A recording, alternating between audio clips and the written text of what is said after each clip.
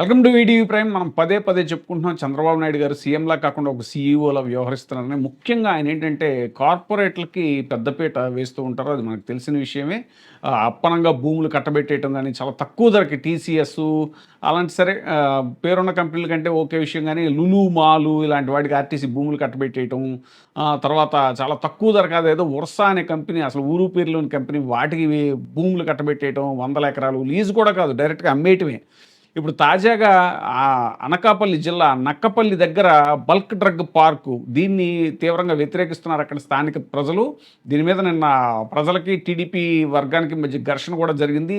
హోంమంత్రి అనిత ఫ్లెక్సీని కింద పడేసి కాళ్ళతో తొక్కారు అక్కడ ప్రజలు.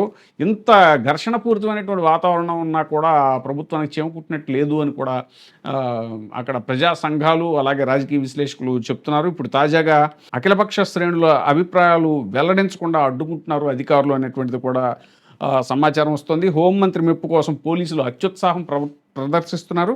వైఎస్ఆర్సీపీ నేత, రాష్ట్ర కాపు కార్పొరేషన్ మాజీ డైరెక్టర్ వేసం రామకృష్ణ ముందస్తు అరెస్ట్ చేశారు. ఆయన్ని పాయకరావుపేటలో పోలీస్ స్టేషన్ కూడా తరలించారు. ఇక సిపిఎం నేత అప్పలరాజును కూడా హౌస్ అరెస్ట్ చేశారు.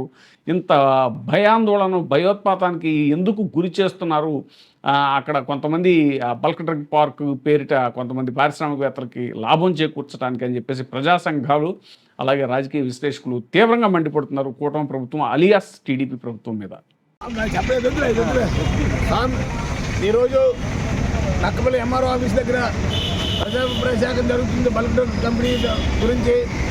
కానీ గతంలో ఎప్పుడూ లేని విధంగా ఇంచుమించుగా నక్కపల్లి మండలంలో 5-6 ప్రజాభిప్రాయ శాఖలు జరిగాయి, కానీ ఎప్పుడు ఇంత దారుణమైన పరిస్థితులు లేవు.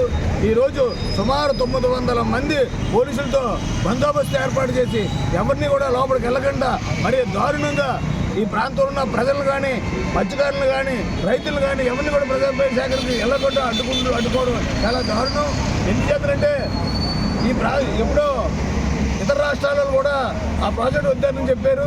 అలాంటిది తుని నియోజకవర్గంలో ప్రాజెక్టు పెడుతుంటే వీళ్ళు కూడా ఎవరు యనమల రామకృష్ణ తెలుగుదేశం పార్టీ వాడు కూడా వ్యతిరేకం చేయడం జరిగింది. అలాంటిది ఆ ప్రాజెక్టుని ఈ ప్రాంతంలో బట్టి ఈ ప్రాంత ప్రజల్ని చంపేయడం కోసం ఇక్కడ తెలుగుదేశం నాయకులు ప్రయత్నం చేయడం చాలా దారుణం. ఈ దారుణాన్ని ప్రజలందరూ ముక్తగతంతో ఖండించాలని ఈరోజు మేము ప్రజాభిప్రాయ శాఖకు వెళ్తుంటే పోలీసులు అడ్డుకొని మమ్మల్ని అరెస్ట్ చేయడం జరుగుతుంది.